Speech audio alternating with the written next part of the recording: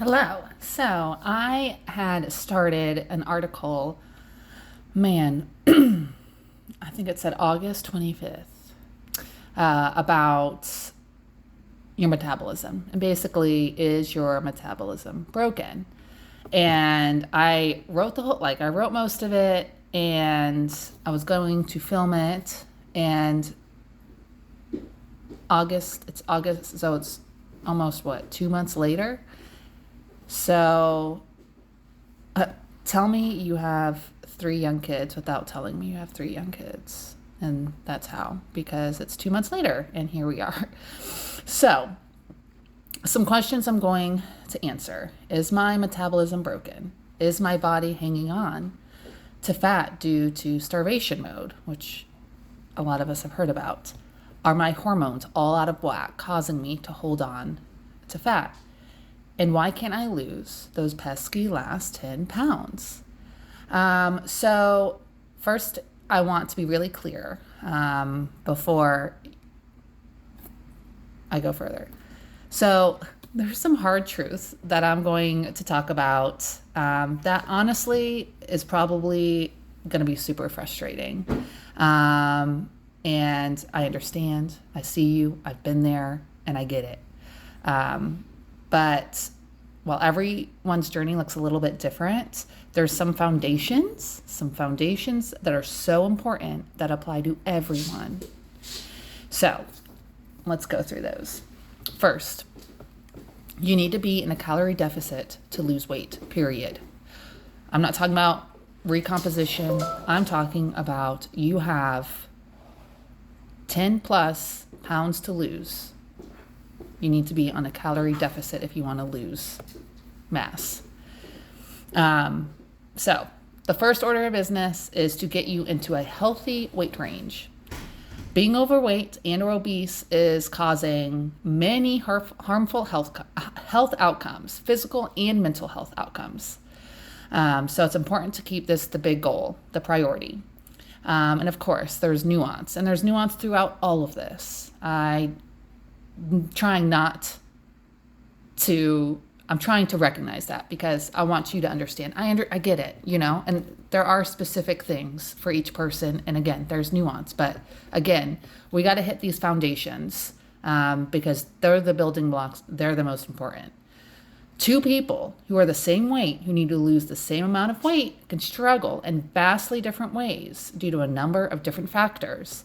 Could be prior health conditions, medicines that they're taking, their access to food, their economic status. I mean, I get it. There's a lot of things that play a role in maintaining and being at a healthy weight.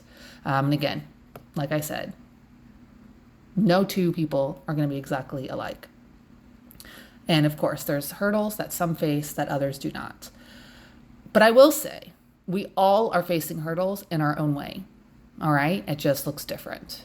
And working with a coach individually, if you struggle with this and you haven't been able to get to where you want to be, that's going to help you reach your goals versus trying to figure it out on your own. And it's like, how much time do you have? And then how much do you want to invest in learning on your own versus investing in someone who, like me, does this for a living, loves to do it, loves to share and help, specifically with fitness and nutrition. So it depends. And I'm not saying you need to hire a coach. But a lot of times when there's something we're struggling with and you keep trying to do the same thing over and over again and you're not getting the results you want, and that's sometimes a good message to say to yourself, okay, I need to invest in someone to help me with this. Okay, number 2. So you need to move throughout the day. More, period. All right? Sitting at a desk for many hours at a time is one of the biggest issues that we face in this society right now. And I've talked a little bit about NEAT. That means non-exercise activity thermogenesis. And that's basically all the energy that's used on activities that are not deemed exercise. And it's just how much you move throughout the day outside of your workouts. And the higher we can move throughout the day, get up, move. And I'm not talking about we're just going to run all day. No, because that's not what people are doing. I mean, maybe some people, I don't know everyone's life, but like, that's not what I'm doing. And I'm in the best shape of my life. And if right now I am lucky if I get to go on a walk, and I love going on walks, and I think it's been at least 2 weeks since I've been able to go on a nice long walk. So anyways, we can talk more about that later. Number 3, everyone needs to manage their sleep and stress.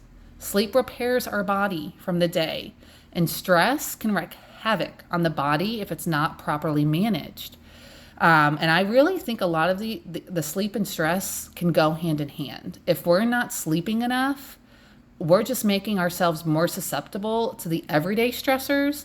And that's not to even mention, the once, twice, 3 times in a lifetime main events that happen to us that cause stress, whether that's losing a job, moving, losing your spouse, losing a child, like these major things that happen.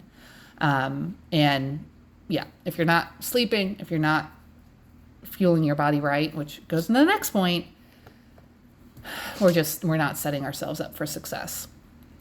Number 4, your diet should mostly consist of lean proteins, healthy fats and carbs, and an assortment of vegetables and fruits for fiber that stays within the calories you need to manage your weight.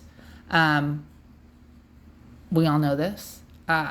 Variety is important. Do I have the most variety in my diet? No. I mean, I like what I like. So there's that. But the assortment of foods, we all know the assortment of colors with fruits and vegetables. If you can do that, great. But what your diet should consist of, we know. Number 5, you need to be eating enough protein. Now, this is interesting. So when I wrote this, and I'm always learning, so the current recommendation is about 0.7 to 1 gram of protein per your ideal body weight. So if I weigh 150 pounds, I want to try to aim for 130 to 150 grams of protein a day. And so what I think is coming out is, honestly, if you're closer to the 0.7, like, and you are in maintenance or in a calorie surplus, you're good. It's where you're in a deficit that it's recommended that you have a higher higher protein consumption. And it kind of makes sense. And I don't know the science behind it. There's people who probably know way more about this. But part of me wonders if when you're in a calorie deficit, you're obviously going to be hungrier if you go into a calorie deficit.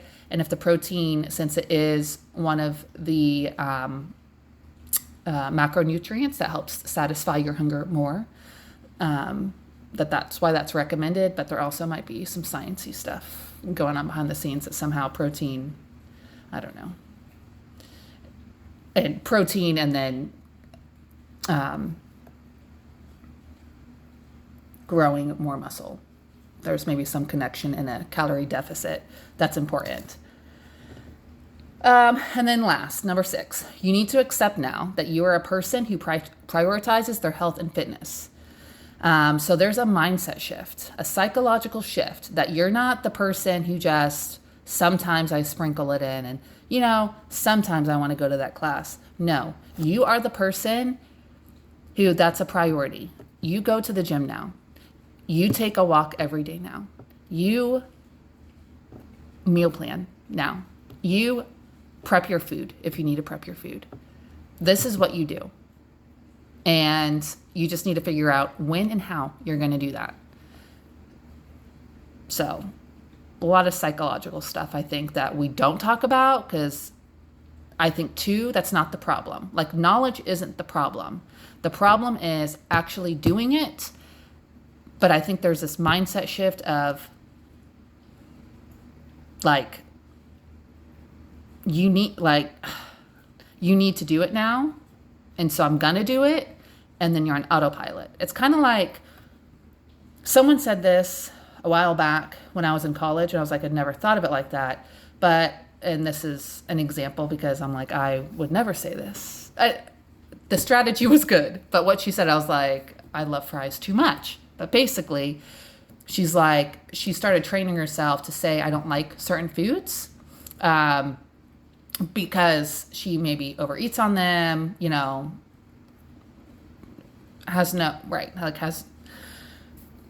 fries are her thing. And she's going to overeat and then feel gross afterwards because she ate too much. And then, yada, yada, yada. And then you have the mental spiral of all that. Anyways, all that to say, she's told herself, just say, I don't like that. And then at some point, you'll stop wanting it. And whether that's true or not, there's a lot of power in our mind. And we know this from the placebo effect, okay?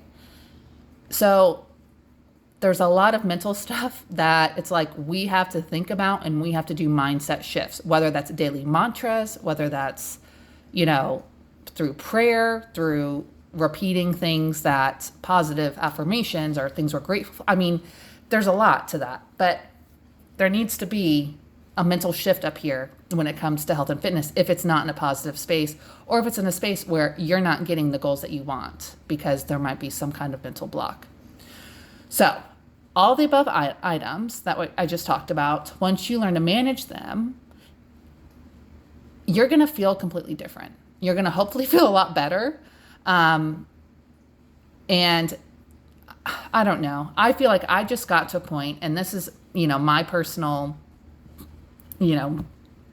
story about this, is that I just got to a point where it's like, I don't know if even enough people said something, or, my dad was always really active, that it's just like, and my granddad and uncle, it's just like, that's who I am. We're active. We go out and run. We go out to the gym. That's why I go back to the mental. There's some big mental piece where it's like, that's who I am. So that's what I do. Anyways, so with that said, you need to be your biggest advocate, and you need to figure out what works for you and your lifestyle. And that's the hardest part. And working with a coach can probably help you a lot in figuring out some of that stuff. But a lot of it is this journey that you have to go on, and a lot of reflection and trial and error to figure out what works for you. So that's what I've got for today. I haven't even answered the questions, but that is the foundation of all of that before we go on to answer questions. So look out for part 2. Hopefully comes out next week. And the first thing I'm going to answer for sure is my metabolism broken?